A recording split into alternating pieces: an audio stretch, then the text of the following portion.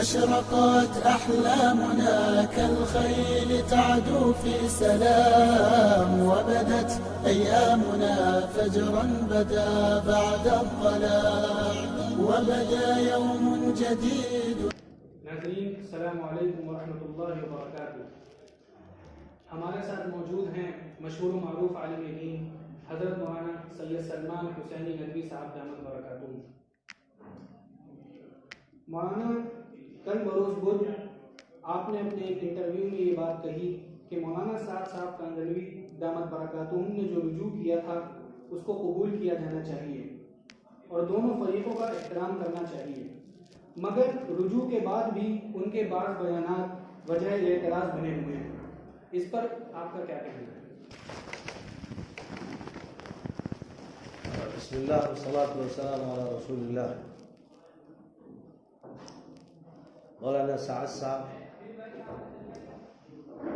تبلیغی جماعت، امارت اور شورا آج کل ایک ایسا موضوع بنے ہوئے ہیں کہ جن کے بارے میں جس موضوع کے بارے میں علماء بھی گفتگو کر رہے ہیں، عوام بھی کر رہے ہیں، ہر طبقے میں یہ موضوع چھڑا ہوا ہے، اور اس کی بنیادی وجہ یہ ہے کہ تبلیغی جماعت ایک بڑی جماعت ہے اور لاکھوں کی تعداد میں عوام اس سے جڑے ہوئے ہیں، اور پوری دنیا میں اس کام کے مراکز ہیں، جماعتوں کی چلت پھرت ہے۔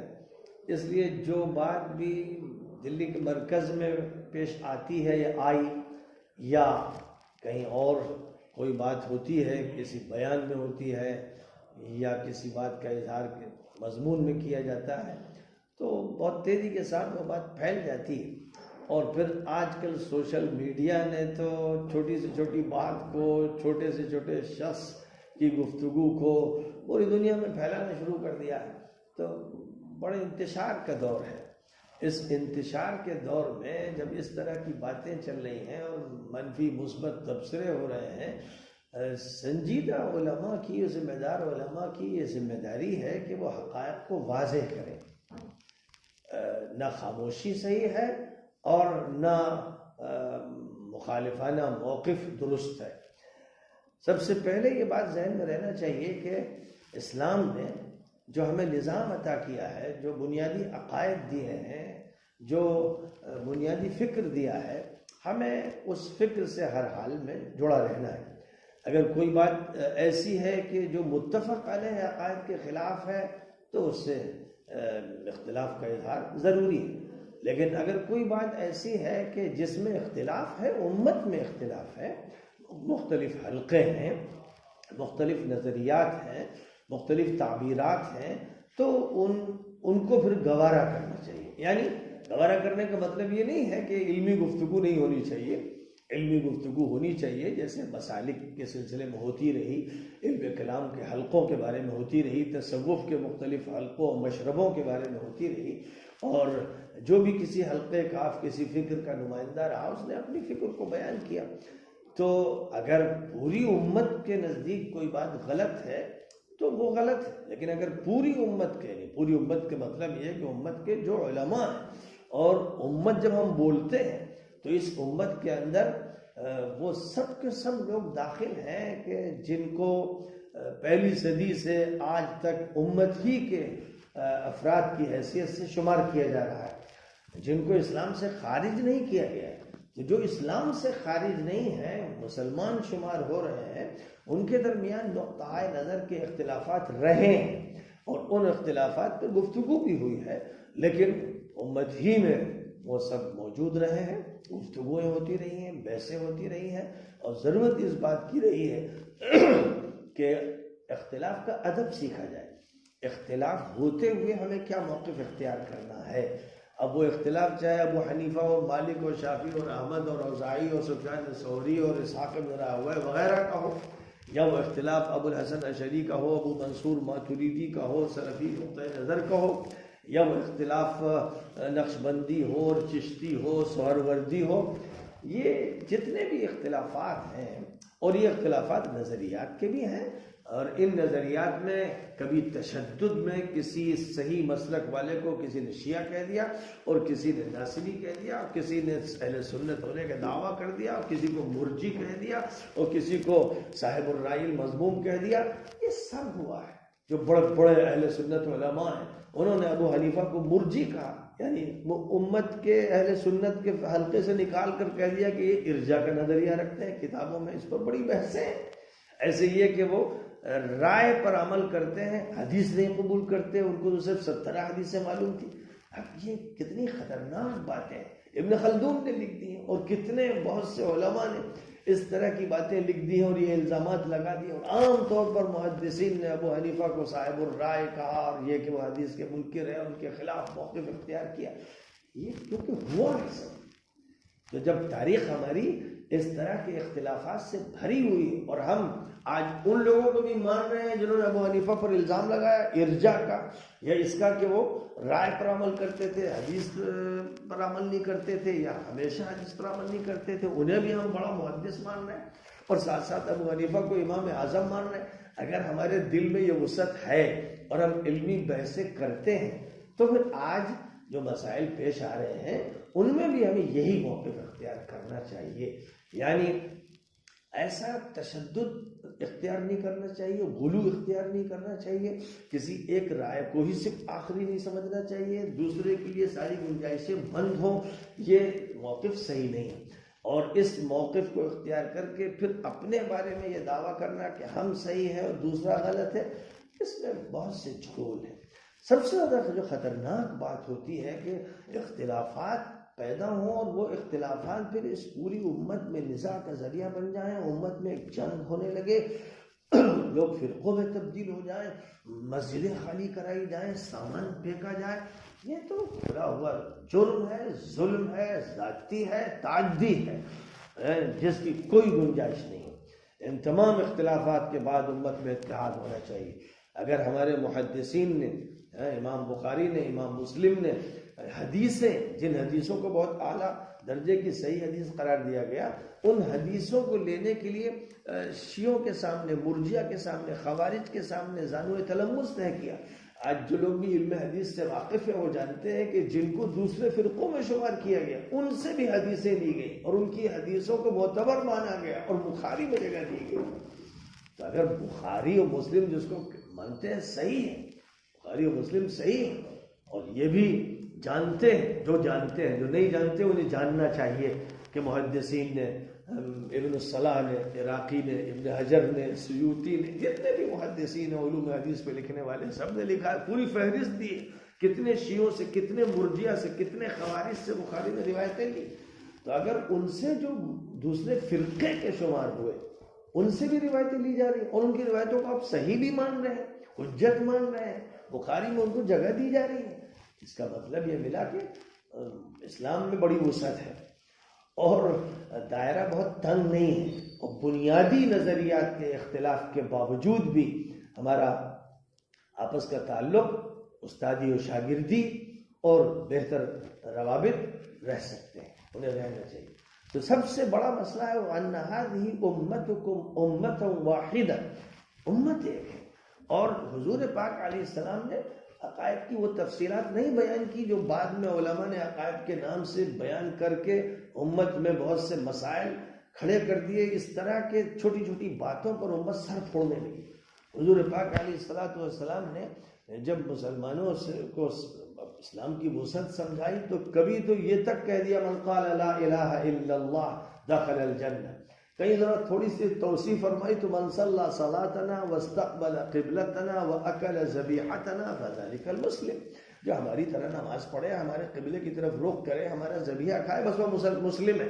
اب اس سے چھیڑ چھاڑ مت کرو. فلا تغفر اللہ فی ذمتہ، اس کو ایک عہد حاصل ہے اللہ کا، اس عہد کو مت توڑو. اتنی جہاں وسعت ہے. اور عملاً دیکھ لیجئے کہ حضور اکرم صلی اللہ علیہ وسلم مدینہ منورہ میں تھے. عبداللہ ابن ابی جو منافقوں کے سردار تھا اور اس کا پورا ٹولہ جس میں سینکڑوں افراد تھے مدینے میں رہتے تھے، حضور کے پاس آتے تھے، حضور اکرام کرتے تھے، حضور ضیافت کرتے تھے، حضور ان کے ساتھ اخلاقی روابط اختیار فرماتے تھے.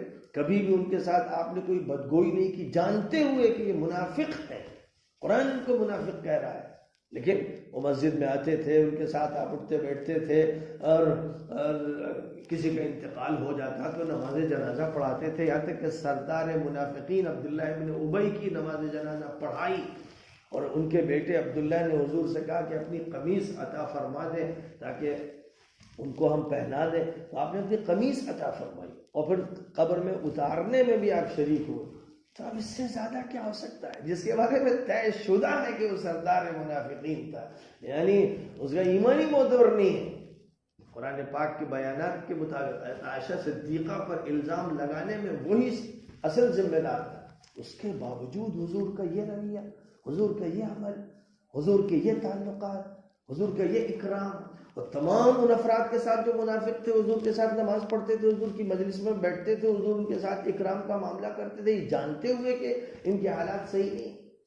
تو اگر ایسا تھا اور یہی سیرت نبوی ہے اور یہی اسوہ نبوی ہے، تو ہمیں کیا ہو گیا ہے؟ کون سا بھوت سوار ہو گیا ہے؟ کون سا جن سوار ہو گیا ہے؟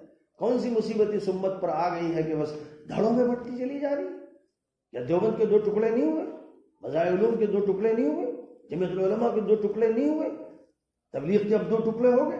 تو اگر وہ 2 ٹکڑے مان لیے گئے اور دونوں اپنے اپنے کام میں مشغول ہو گئے، تو ان کو بھی اپنے اپنے کام میں مشغول ہو جانا چاہیے، بجائے اس کے کہ یہ مطالبہ کیا جائے کہ ایک مرکز میں آؤ، ایک کو امیر مانو۔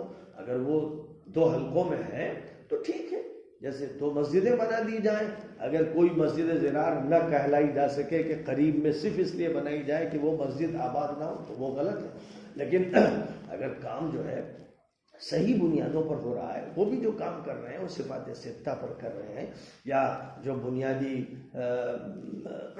پروگرام ہے، تبلیغی جو نظام ہے کلمے کا اور علم کا، جماعت میں نکلنے کا اور خلوص کا وغیرہ وغیرہ، جو نمبرات ہیں، دونوں انہی نمبرات پہ بات کر رہے ہیں، دونوں اسی منہج کو لے کر چل رہے ہیں۔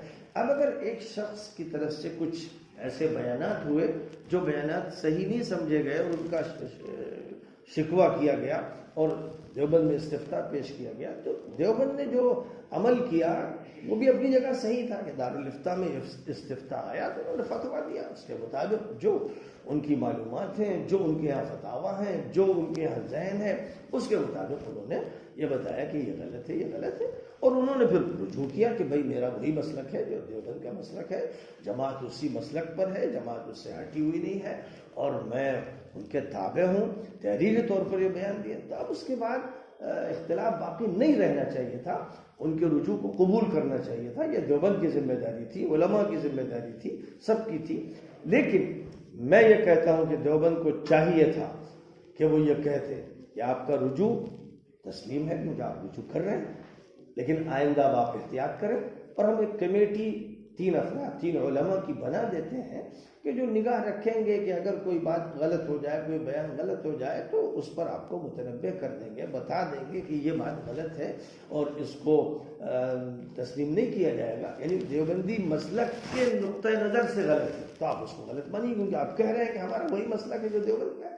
تو مولانا صاحب پر یہ لازم ہو گیا جب انہوں نے یہ بات کہی کہ ہم دیوبندی ہیں اور ہم ان کے مسلک کو مانتے ہیں، ہم جیسے لوگوں پر یہ لازم نہیں ہے، کیونکہ ہم دیوبند کو مرجع نہیں مانتے، ہم تو مرجع مانتے ہیں کتاب اللہ اور سنت رسول اللہ کو، اور ہم مرجع کسی بھی مجمع الفقہ کو نہیں مانتے کہ وہی آخری ہے۔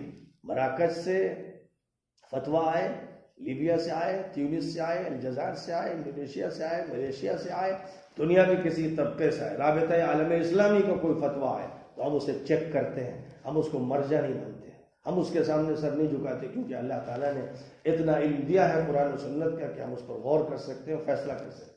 اس لیے یہ مسئلہ عوام کا ہے کہ عوام کے لیے ایک حلقہ عوام کے لیے دیوبند مرجع، ایک حلقہ عوام کے لیے بریلی مرجع، ایک حلقہ عوام کے لیے جامعہ سلفیہ مثلا مرجع، تو یہ عوام کے حلقے ہیں۔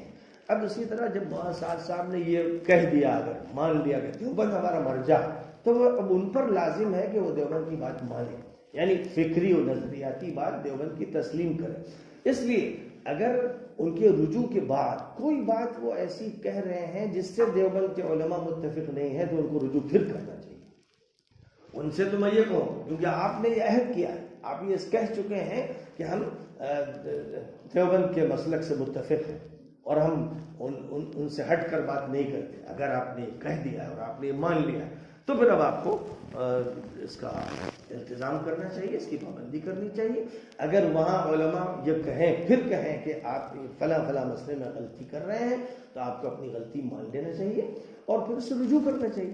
دیوبند سے میں کہوں گا کہ ان کی ذمہ داری یہ نہیں ہے کہ کسی کو نکالیں اور فرقے میں الگ کریں، فریق بن جائیں، یہ ان کا کام نہیں. ان کا کام یہ ہے کہ وہ متنبہ کریں اور اگر کسی نے ان کی حیثیت کو قبول کیا ہے تو اس کے لیے وہ کسی ایک عالم کو ذمہ دار بنا دیں، 2 عالم کو بنا دیں، نگرانی ان کی رکھے. اور یہ نگرانی بھی داروغہ کی طرح مسلط کیے جانے والی نہیں ہونی چاہیے. ایک بھائی کی، ایک تعاون کرنے والی کی ذمہ داری ہو. ایک علماء کی کمیٹی بنا دی جائے جو ان کی مدد کرے کہ بھائی کوئی بات ایسی نہ ہو جس سے نقصان ہو، کیونکہ لاکھوں انسان، ابھی آپ نے بلند شہر کا اجتماع دیکھا، بہت بڑی تعداد میں 20 لاکھ کے قریب کہا جاتا ہے لوگ جمع ہوئے، اور حکومت کے نمائندے یا سوشل میڈیا والے تو 1-1 کروڑ کی باتیں کرتے ہیں. تو اس اجتماع کو پورے ملک نے دیکھا، تسلیم کیا، میڈیا میں اس کا بڑا چرچا اور تذکرہ ہوا. تو اتنی بڑی تعداد امت کی ایک جماعت سے جڑی ہوئی ہے، اور یہ صرف انڈیا میں نہیں، پاکستان میں، بنگلہ دیش میں، برما میں، سری لنکا میں، صرف یہاں نہیں، افریقہ میں، یورپ میں، امریکہ میں، آسٹریلیا میں ماشاءاللہ جماعت نے جو کچھ کام کیا ہے، جو طرز اختیار کیا ہے، اور جو اسلاف کی کوششیں رہی ہیں، مولانا الیاس صاحب، مولانا یوسف صاحب، مولانا انعام الحسن صاحب، مولانا ہارون صاحب، ان سب حضرات کی جو بھی کوششیں رہیں، ان کوششوں کے نتیجے میں آج دنیا میں سب سے بڑی جماعت تبلیغی جماعت، تو اس کو نقصان نہیں پہنچنے دینا چاہیے. اس لیے دیوبند کے ذمہ داروں سے میری درخواست ہے، مولانا نعمانی صاحب سے، ابو القاسم نعمانی صاحب سے درخواست، مولانا ارشد صاحب سے میری درخواست ہے میڈیا کے ذریعے کہ وہ ایک کمیٹی تشکیل دے دیں اپنے ذمہ داروں کی، اپنے یہاں کے افتاء کے لوگوں کی یا علماء کی، کہ وہ چیک کریں. کیونکہ مولانا صاحب یہ مان رہے ہیں کہ دیوبند ان کا مرجع ہے. جب وہ اس کو مان رہے ہیں تو پھر وہ ان کے ساتھ برادرانہ، دوستانہ، محبانہ، مخلصانہ روابط رکھتے ہوئے یہ کہیں کہ یہاں غلطی ہو رہی، اس بیان میں یہ غلطی ہوئی، اس بیان میں یہ غلطی ہوئی، آپ اس کی اصلاح کر لیجئے. اتنی بڑی امت ہے، لاکھوں کی تعداد میں لوگ آپ سے جڑے ہوئے ہیں. ہم یہ نہیں چاہتے کہ ان کے درمیان انتشار ہو. انتظامی طور پر آپ کے درمیان اور شورا کے درمیان اختلاف ہے، یہ کوئی بڑی بات نہیں، یہ انتظامی مسئلہ ہے. کہیں فضائل اعمال پڑھی جا رہی ہے، کہیں منتخب حدیثیں پڑھی جا رہی ہے، اس سے کوئی فرق نہیں پڑتا ہے. یہ مسائل ایسے نہیں ہیں کہ جن کی بنیاد پر شرعی تقسیم ہو. لہذا یہ آپ کے انتظامی مسائل ہیں اور آپ الگ الگ کام کرنا چاہتے ہیں، کوئی حرج نہیں. ہم بھی دیوبند میں الگ الگ کر رہے ہیں، وقت میں الگ ہے اور رجسٹرڈ میں الگ ہے. تو اگر یہاں ہم الگ الگ کام کر رہے ہیں، آپ بھی الگ الگ کام کیجئے، الگ الگ آپ کا مرکز ہو، الگ الگ آپ کے ذمہ دار ہو، اس میں کوئی فرق نہیں پڑتا. لیکن نزاع نہیں ہونا چاہیے، جھگڑے نہیں ہونے چاہیے، آپس میں لڑائیاں نہیں ہونی چاہیے، اور مسجدیں بانٹنی نہیں چاہیے. مسجد کسی کے باپ کی جاگیر نہیں ہے.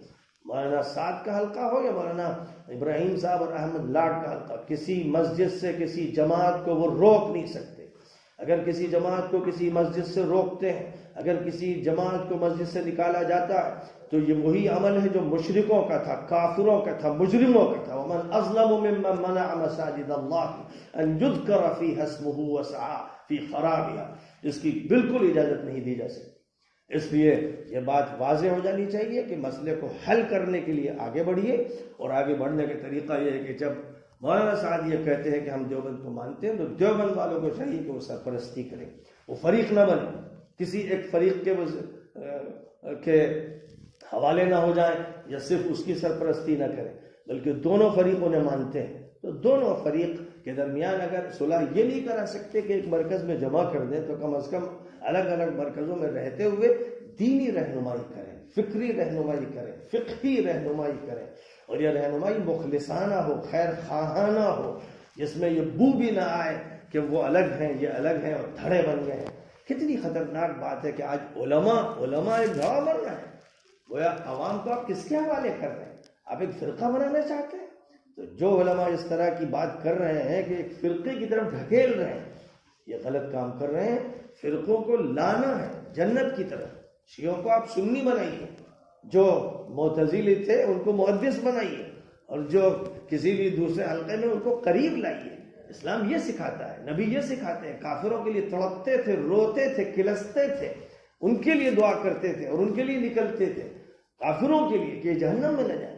آج مسلمانوں کو ڈھکیلا جا رہا ہے, فرقوں میں بانٹا جا رہا ہے, امت توڑی جا رہی ہے, لاکھوں انسان تباہ ہو رہے ہیں, ان کا مستقبل تباہ ہو رہا ہے. یہ بالکل غلط ہے. اس لیے میں ندوۃ العلماء سے, دارالعلوم سے یہ میں اعلان کرتا ہوں پوری ذمہ داری کے ساتھ. الحمدللہ تحریک ندوہ سے واقف ہوں, ذمہ داران ندوہ سے واقف ہوں, بانیان ندوہ سے واقف ہوں, ان کے مشن کو جانتا ہوں کہ ندوہ اسی کا قائل ہے کہ حلقوں کو جوڑا جائے, جماعتوں کو جوڑا جائے, تنظیموں کو جوڑا جائے, امت پناہ پیدا کیا جائے, پوری امت کے ساتھ معاملہ برابری کا کیا جائے, اور اگر کہیں پر کوئی انحراف ہے تو اس پر متنبہ کیا جائے, مخلصانہ طور پر, خیر خواہانہ طور پر کیا جائے. اور کسی کو بدنام کرنے, کسی کی غیبت کرنے, چغلیاں کرنے, حلقوں میں بانٹنا, کسی کو توڑنا, کسی کو متہم کرنا, یہ ندوے کا طریقہ کار نہیں ہے. حضرت مولانا مونگیری رحمۃ اللہ علیہ نے جس طرح ملک کے تمام حلقوں کو جمع کیا تھا, جدید تعلیم یافتہ, قدیم تعلیم یافتہ, مولانا احمد رضا خان صاحب کو بلایا تھا, اور صوفیہ کو بلایا, انہوں نے اہل حدیث کو بلایا. یہ تھا ندوے کا طریقہ, یہی ندوے کا آج بھی طریقہ ہے. اس لیے ندوے میں اگر کوئی ایسا ہے جو ایک فریق کا حامی بن رہا ہے, دوسرے فریق کے خلاف ہے, جو بھی مولانا احمد لاٹ یا مولانا ابراہیم صاحب کو برا بھلا کہہ رہا ہے, وہ مجرم ہے. جو بھی طعن و تشنیع ان کے بارے میں کر رہا ہے وہ میرے نزدیک زیادہ حقدار ہے, زیادہ صاحب علم ہے. ان کی تقریروں میں کوئی بات گرفت کی نہیں پکڑی گئی. ان کی 50 سالہ خدمات, اس سے زیادہ خدمات ہیں جو مرکز میں رہی ہیں, تبلیغ کے لیے رہی ہیں. اس لیے مولانا احمد لاٹ محترم ہے, ابراہیم صاحب محترم, ان کے تمام حلقے کے لوگ بھی قابل احترام ہیں, اور ان کا مرکز سے جانا ان کے اپنے نقطۂ نظر سے صحیح تھا. وہ محسوس کرتے تھے کہ یہ غلطیاں ہو رہی ہیں, فکری بھی ہو رہی ہیں, عملی ہو رہی ہیں, انہوں نے علیحدگی اختیار کی. اس لیے جو لوگ عوام ہو یا خواص ہو, علماء ہو یا طلباء, جو ان کو طعن و تشنیع کا نشانہ بناتے ہیں, میرے نزدیک وہ بھی مجرم ہیں, اور کم از کم وہ ندوی نہیں. وہ کسی حلقے میں جانا چاہتے ہیں تو چلے جائیں. ندوے میں یہ نہیں سنا جا سکتا. ندوے میں اتفاق کی بات ہوگی, اتحاد کی بات ہوگی, احترام کی بات ہوگی. یہاں کی سرزمین طعن و تشنیع کو قبول نہیں کرتی. یہاں ہم دوسرے حلقوں کو, دوسرے طبقوں کو جوڑتے ہیں. تو یہ بات ہمیں یاد رکھنی چاہیے. ندوہ وہ ہے کہ جو آج پرسنل لا بورڈ کی بھی سرپرستی کر رہا ہے. حضرت مولانا سید محمد رابع حسنی ندوی دامت برکاتہم پرسنل لا بورڈ کے صدر ہیں. مولانا علی میاں صاحب اس سے پہلے صدر رہے. پرسنل لا بورڈ میں شیعہ بھی ہیں, بوہرے بھی ہیں, مہدوی بھی ہیں, اور بریلوی بھی ہیں, اور جتنے بھی طبقات ملک میں ہیں جن کو مسلمان شمار کیا جاتا ہے, جن کے بارے میں کفر کا فتویٰ نہیں صادر ہوا, وہ سب ہیں. تو جب وہ سب ہیں تو آپ اپنے ہی ایک حلقے, ایک ہی دیوبندی حلقے میں دراڑ پیدا کرتے ہیں, اسی کو پھاڑنے میں لگے ہوئے. یہ بالکل غلط عمل ہو رہا ہے, اور ہمیں یاد رکھنا چاہیے کہ وَاعْتَصِمُوا بِحَبْلِ اللَّهِ جَمِيعًا وَلَا تَفَرَّقُوا. ایک بات یہ, اور دوسری بات یہ کہ المسلم اخو المسلم لا يسلمه ولا يخذله ولا يظلمه بحسب امرئ من الشر ان يحقر اخاه المسلم. کسی مسلمان کو حقیر سمجھنا, یا بدگمانی کرنا, یا اس کی غیبت کرنا, یا طعن و تشنیع کرنا, اس کو قرآن پاک میں سورہ حجرات میں اور دیگر مقامات پر جرائم قرار دیا گیا ہے. مسلمانوں کو منع کیا گیا ہے, لا يسخر, تم میں سے کوئی کسی کا مذاق نہ اڑائے, کوئی غیبت نہ کرے. جہاں یہ ہدایات دی جا رہی ہیں وہاں ہر وقت کا یہی موضوع بنا ہوا ہے. اصلاح کرنے کے لیے ملنا جلنا ہوتا ہے, اور افہام و تفہیم. اور اگر کوئی نہ مانے تو پھر نہ مانے, اور کس کو نہ مانے, ان چیزوں کو جس پر پوری امت متفق ہے, صرف ایک حلقہ نہیں, پوری امت جس پر متفق ہے اسے نہ مانے, تب یہ بات ہوگی. لیکن امت میں اگر مختلف حلقے ہیں جو ایک بات کو مانتے ہیں, ایک بات کو نہیں مانتے ہیں, تو ان میں چھیڑ چھاڑ کرنا صحیح نہیں ہے. آپ اپنی رائے رکھیے, اپنی رائے لکھیے, آپ مضمون لکھیے, یہ سب آپ کو حق ہے. لیکن آپ کو حق چھیڑنے چھاڑنے کا, مسلط ہونے کا, فتنہ پیدا کرنے کا نہیں حاصل ہے. تو یہ پیغام ہے, ہمارا پیغام ہے, ندوے کا پیغام ہے. اور ندوے کا پیغام وہ ہے جو لکھا ہوا ہے, مولانا مونگیری کی سیرت میں لکھا ہوا ہے, شبلی نعمانی کی سوانے میں لکھا ہوا ہے, سید سلیمان ندوی کے سوانے, مولانا عبدالحی حسنی کی سوانے, مولانا ابوالحسن ندوی کے سوانے, ان کی سوانے میں, اور ندوے کے مشن میں, اور ندوے نے جو کچھ بھی شائع کیا اس میں یہی منہج ہے. اس لیے یہاں دو حلقے نہیں ہونے ہیں, اور دونوں کا احترام, دونوں کا استقبال. مولانا احمد لاٹ آئیں گے, ان کا بھی بیان ہوگا مسجد میں, وہاں سعد آئیں گے، ان کا بھی بیان ہوگا. ان کے درمیان تفریق کرنا کہ گویا ہم صرف ایک حلقے کے ہیں، وہ ہم نے ان کو خارج کر دیا، یہ غلط کردار ہے. جو بھی کر رہا ہے، جو بھی اس کے پیچھے ہے، جو بھی اس عمل میں ملوث ہے، وہ غلط کر رہا ہے. اس لیے ہمارا جو میسج ہے وہ جانا چاہیے کہ ہمارے یہاں دونوں حلقوں میں سے جو بھی آئے گا ہم اس کا اکرام کریں گے، اور اس کے اکرام کی دعوت دیں گے ہر مسجد والوں کو، پوری ملت کو، ہندوستان میں، پاکستان میں، بنگلہ دیش میں، پوری دنیا میں یہی کہیں گے. یہ تسلیم کر لو کہ دو حلقے ہیں جو اپنی اپنی جگہ کام کرنا چاہتے ہیں، جن کے نہج میں کچھ فرق ہو سکتا ہے، انتظامات میں فرق ہو سکتا ہے. آپ ان فروق کو مانیے اور اختلاف کا ادب سمجھیے اور اسلاف سے کچھ سیکھیے اور امت میں جوڑ پیدا کرنے کی فکر کیجیے. بس یہی میرا اصل موضوع ہے. کل جو میں نے بیان دیا وہ بھی اسی پس منظر میں تھا. کچھ لوگوں کو غلط فہمی ہوئی ہوگی تو وہ غلط فہمی بھی دور ہو جانی چاہیے. موقف بالکل واضح ہے، 2-2-4 کی طرح. ہم لب جھب باتیں نہیں کرتے ہیں اور نہ کسی کو موقع دینا چاہتے ہیں کہ وہ اپنی بات مسلط کرے. جو لوگ بھی مجھ سے بھی اختلاف کرتے ہیں ان سے بھی کہتا ہوں کہ زبان بند رکھو، خاموش رکھو، اور تمہیں کچھ کہنا ہے علمی طور پر کہو، سنجیدگی سے کہو، اور نہ مجھ پر مسلط ہو نہ کسی اور پر مسلط ہو. میں ایسے لوگوں کو جو یہ فتنے پیدا کرتے ہیں ایک تنکے کے برابر نہیں سمجھتا ہوں. اور میرے سامنے دنیا بھر کے مجامع فقہ ہیں، فقہ اکیڈمیاں پوری دنیا اسلام کی ہیں، پوری دنیا کی جماعتیں ہیں، تنظیمیں ہیں، ملتیں ہیں. ان کا کیا موقف ہے وہ سب سامنے رکھنا ہے. وہ سب مل کر امت ہیں. امت صرف نہ دیوبند ہے، نہ ندوہ ہے، نہ کوئی ادارہ ہے، نہ کوئی ایک جماعت ہے. امت صرف وہ نہیں ہے. ہمیں امت کے تصور کے ساتھ کام کرنا ہے اور کرتے رہنا ہے.